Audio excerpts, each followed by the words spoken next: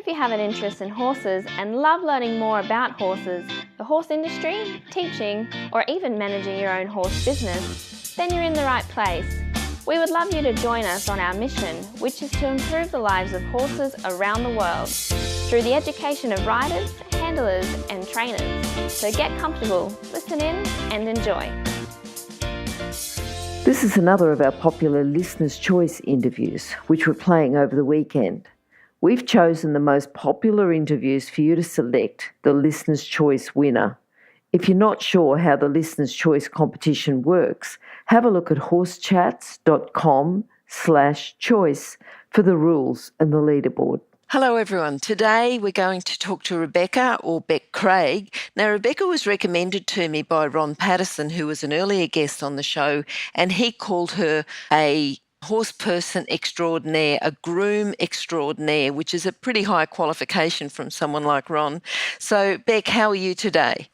I'm very well, thank you, Glenys. Great. Now, Beck, I know you've done a lot. I know you've worked for quite a few years here, and then you went over and worked for William Fox Pitt. I'm going to talk to you a little bit about that. But first of all, tell me your favourite quote. My favourite quote that I probably live by a lot of the time is, "One life, one shot, make it count." I think I actually saw it on a Kentucky meme or something on the internet at one point, but it really resonates with me. Mm-hmm. I think life is short and time waits for no one. And if you want to do something or learn something, you've got to go out there and make it happen. You know, if you want to get better at your riding or whatever you're doing, no one's going to do it for you. You've got to go do that yourself. Okay. And I know that, you know, because we sort of talked to you about being a groom extraordinaire, you're a rider and a coach as well. I'm sure that some of your students are going to benefit from that philosophy, you know, just one life, one shot, make it count. Absolutely. Yeah. Tell me a little bit about how you started with horses. You know, did you come from a horse family? Do you remember your first time you rode? Yeah, I didn't come from a horse family. My parents were both off sort of cattle properties where they would use motorbikes, and they both sort of had a pony at some point in their life, but didn't really have much to do with horses. And then my parents decided they really wanted us to sort of have a bit of the childhood they'd had. So we moved to a small hobby farm when I was 8, and they wanted us to have, like, you know, motorbikes, ponies, and do all that sort of thing, but they weren't horsey. So I was 8 years old, or 8 or 9. We got our first little pony called Pumbaa, and he was a terrible pony, and it was a disaster. And he was too young. We didn't know what we were doing. So I think he was like a 3-year-old, and that's just not what you want for your kids to be going to pony club on. So it was a disaster. And then luckily we had a lovely neighbour at the time who sort of took me under her wing, and she's very horsey, has done lots of things. So I went over with her, and she gave me lessons and helped me get horses that suited me. And I guess, I worked very closely with her and her girls right through pony club until I finished school. That's very gracious of her to offer you, and, you know, she saw a problem there. I think, you know, just as a horse person, if you do see a problem, you do want to get in there and help, and not just do it from the horse's point of view, but from the person's point of view. You know, do it for both and make a great partnership. Yeah. All right. Now, you sort of went on from there, from Pumbaa.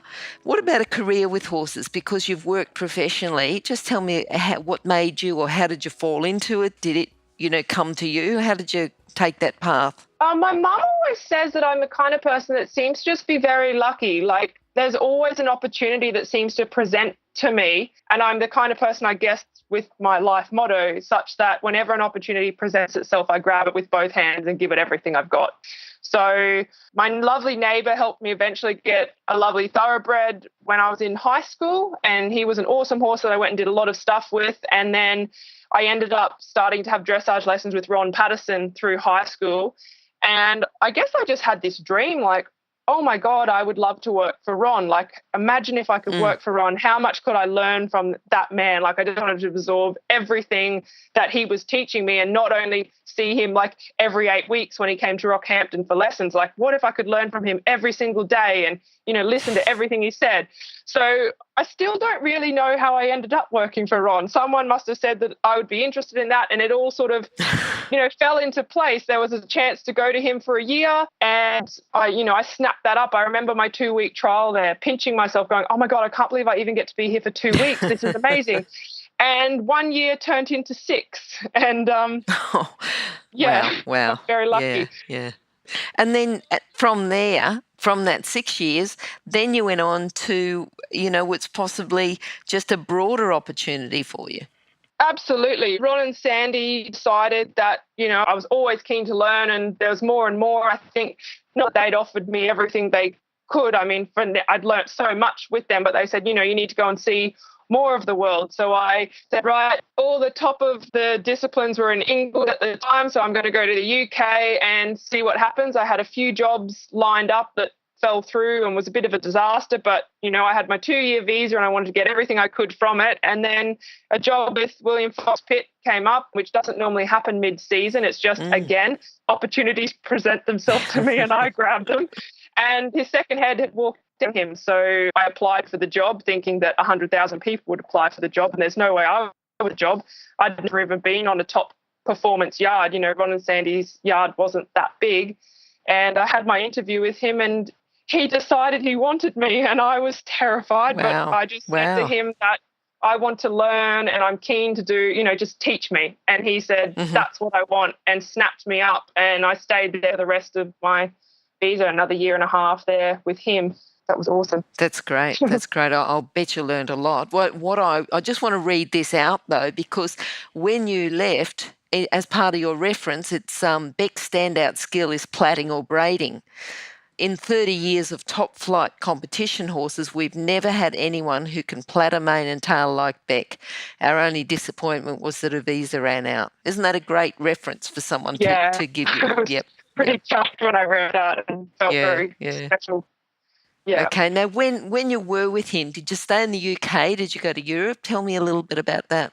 Yeah, most of the time I was in the UK. I did go to a lot of the top events with him. I went over to Ireland twice to the Tattersall's International Horse Trials, which was awesome. That was actually my first 3-day with him. I'd only been working with him for 2 weeks, and had the 2-week trial, and he packed me up in the truck and took me off to Tattersall's to Groom. And on the way there, I said to him, so I guess I passed my test. And he was like, I guess you did. And that was the start of me going to competition with William.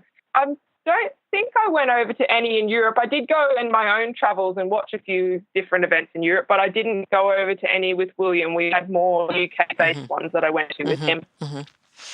All right. Now that you're back home, you've got a business that you're running, is that right? Yeah, I'm doing my own sort of, freelance grooming, going to events, plaiting horses, and also I'm getting back into coaching, which is what I did before I went overseas, and I'm really loving getting back into that side of things as well. Yeah. And I bet the overseas experience has made you a better coach too, just the broader experience, yeah. I guess even being able to watch William give lessons with different people, you just get to see all different teaching techniques where you go around watching different people and you can just bring back the bits that you think work for you. Yep, for sure. All right. Now, have you got some tips then? I'd like some tips. Now, I want you to sort of think about this in 2 different ways. One is for someone just generally handling horses, and I'm thinking more as a groom, if they were coming to make them more aware of the horse's behaviour, safety, things that you need to be more aware of as a groom. But I want you to also, that's their skill, but I want you to also think of something else as something to teach a horse, to make them into a better horse, to just stand, to plait or braid, to prepare for a competition. Yeah.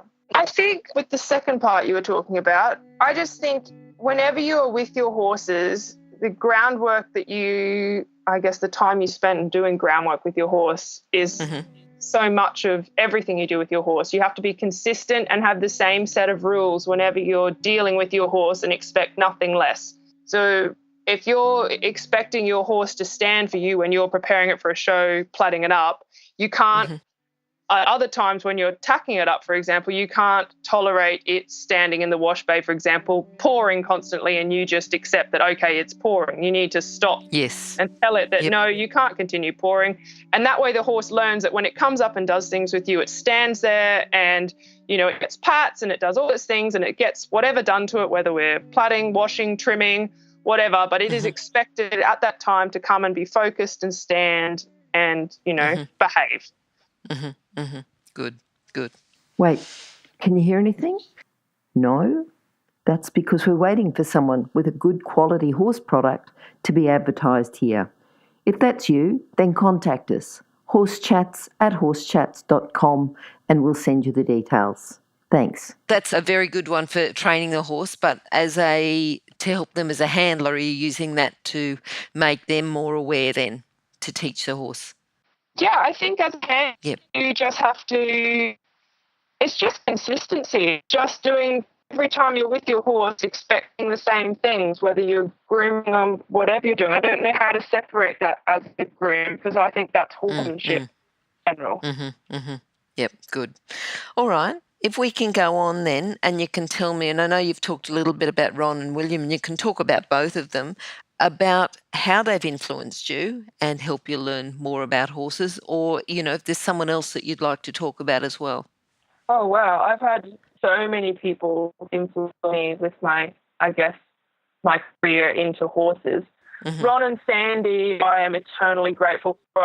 I've just come back from spending the weekend with them. Like, I'm constantly absorbing information from listening to them talking, watching horses. I just went and did some practicing, doing my makeup and things that I'm doing for horses this weekend, sort of say, hey, does this look right? I still bounce ideas them. Working for William was incredible, learning what they want, for a groom's perspective at level. Not only did I work for William, but his head groom had won the FEI Groom of the year that I was there. So not only was I learning from the best inventing groom in the world, I was learning for the world's best groom as well. Best groom. All That's the good. tips that she was giving me, she actually taught me a few tips with my plaiting. I've now learned to, I don't have to use bands at all, basically. I just use thread, and it's really, and my plaits have never looked so good. So all my little tips from her. And, I've been lucky enough to work for Michelle Lang, one of our top show jumping riders here in Queensland. So I worked for her for a year and a half and also had her as my coach prior to going overseas. Yes. Yeah, I just absorbing things from everyone. It's just you just have to be a sponge all the time. I think you've shown that you've made a good commitment there, working with a few top, Michelle as well. Yep. All right then. And what about a horse who's influenced you? You've told me about your first pony, but is there a horse, a standout horse that's influenced you, that's taught you, one that you've thought, wow, I've really learnt a lot from this horse? I have a couple. I have a handful. For me, I guess the most I learn from horses is when I'm riding. And when I worked for Ron, I was lucky enough that he and Sandy let me ride a couple of their horses. So I had their lovely schoolmaster, Star, and then one of Sandy's young horses that she jumped, Juby.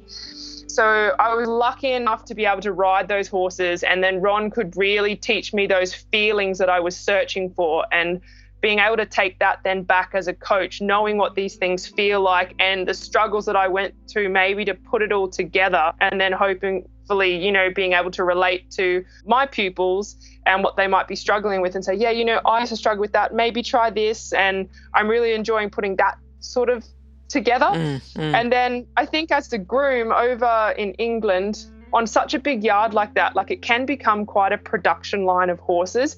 And you sort of pick out your favourites, and there were 7 of us working on the yard. We all sort of had different favourites, which was really quite nice because you could have your handful that you were then allowed to, no, I want to plait that one, that's my horse.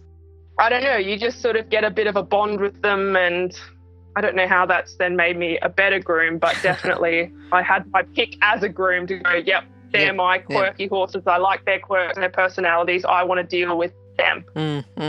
Now, you said there were 7 grooms. How many horses were there? I think, 4-box barn. I don't actually know. The numbers sort of fluctuated. Sure. We had sometimes the stables mostly completely full, and then you'd have some younger ones out in the paddocks.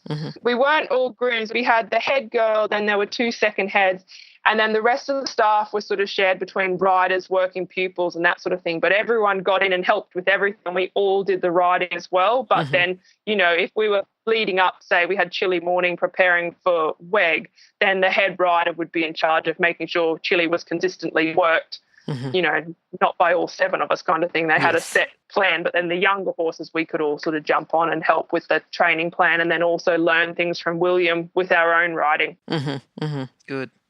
All right, so I want you to think about the proudest moment you've had. This could be as a groom, as a rider, or a coach, or all three. I think I was pretty proud as a groom. Just even getting my job with William was amazing. Mm-hmm. And then leaving there with that reference just, was incredible. But there were a few times, just small moments. It doesn't have to be the big one, but some small moments at shows, like I'd leg William up onto a horse and he'd say, "You platted this horse, didn't you, Beck?" And I'd say, "Yes." And he'd be like, "Yep. I can tell, can tell." And there were some shows where he would just get me to plat them all. He'd be like, "Yep, Beck, you do them and someone else can do this." And, that's a real sort of little pat on the back, like, oh my God, he actually really, really respects what I'm doing as a groom. Yes.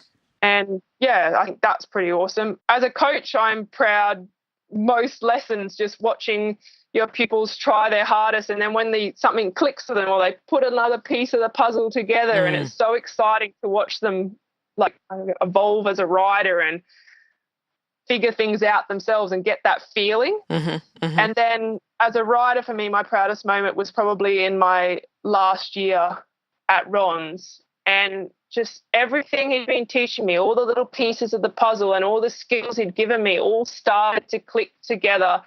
And the feelings that I had on his horses that I was riding was just amazing. I was so excited that I'd finally, I'd worked so hard. I'd been trotting around in the lunge with no stirrups and a whip behind my back for so many hours. I was so excited that all the hard work just seemed to be paying off. And yeah, I was super proud. That's great. Great. All right. Now, if someone wants to get into the horse industry, to work as a groom, what would you say to them? To work as a groom, I think Australia isn't hugely open as a market for grooms. I think going to the UK was a massive stepping stone for me, and realizing that you can actually make a career out of that in the UK. Freelance are just everywhere. It's amazing. And then coming back to Australia, I'm now able to put that into play. But I think to get into that industry, you just have to want to learn. People think that they have to go and maybe, do some sort of university degree on equine management and things like that. In the horse world, you learn by going to someone that knows, a master or someone that's, got a name for themselves for being good at what they do. You need to go to those people and you need to say, "Teach me." I want to learn, teach me. And it's hard work, and you just have to get head down and learn and work your backside off. And that's the only way to get in there. It's hands-on experience. You have to get into a yard and work your hardest and learn everything you can from everyone that's willing to share their knowledge with you. If you're an equestrian coach or a horse riding instructor, or even if you aspire to be one, have a look at the free video series for horse riding instructors on the Horse Chats website. Go there now, have a look, horsechats.com. All right, now you worked with 7 grooms in the yard where you were. Yeah. What makes one groom better than another? What's the things that just make them excel, make someone excel and do better than everyone else? Not just talent, or maybe it is talent, skill, but, makes them the master that they can then, if you're looking at 7 grooms, which one's better, but why are they better? It's in that situation, or in any grooming situation, it's the person that has attention to detail, not accepting, "Oh, that's good enough." It's going, "That's not good enough. I'm going to make that better." That is probably a key standout for me. The other thing is an ability to work with other people. Yes. When you get into a bigger yard, you're working with a lot of people, and you've just got to have people skills as well, not just horse skills. You have to be able to interact with people. And as second head there, you had to have your staff happy to work for you and with you, and otherwise you won't have the manpower to do all the work on your own. You have to learn to be a team and work as a team. I think that would probably be the standout things for me. Okay, that's good.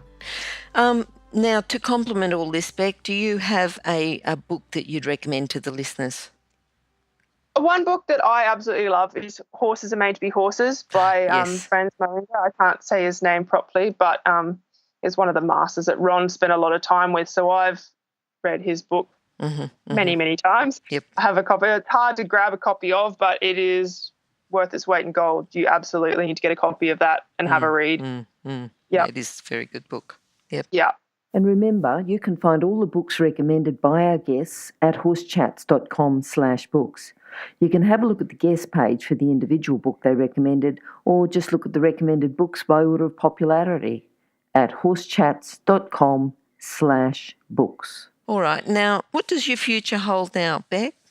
For me at the moment, I'm not only running my own business, I'm also going to university. I'm not sure if my university degree will actually be something I do in the future, or it's actually just something to get my brain a bit more active, and it just kind of wanted to do something. But I'm really looking forward to, building my client base with some more pupils. I've got a few clinics booked around Queensland, travelling around the place.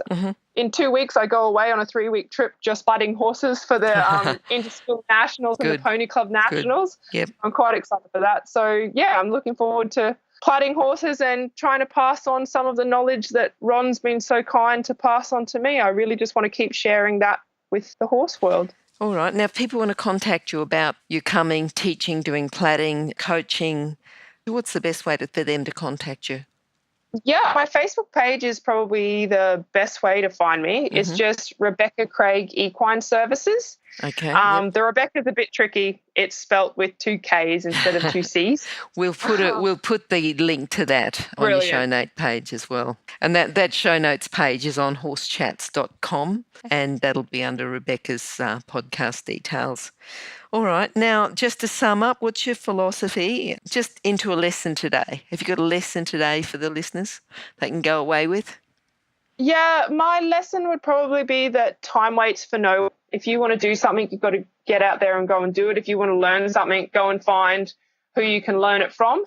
And practice, attention to detail and consistency. When I started plaiting, I could not even plait. I couldn't put 3 strands over the top of each other. I plaited my little Shetland ponies up every day after school, and however many years later, I have William Fox Pitt saying that no one else can plait a horse like me, and I honestly couldn't plait to save my life. So yeah, time won't wait for anyone. Go and do what it is you want to do and learn what it is you want to learn. Okay, good news. All right, thanks very much. Now, and if you're still there, you probably know that I'm absolutely passionate about education within the horse industry. That's why I host this podcast. My other venture is Online Horse College.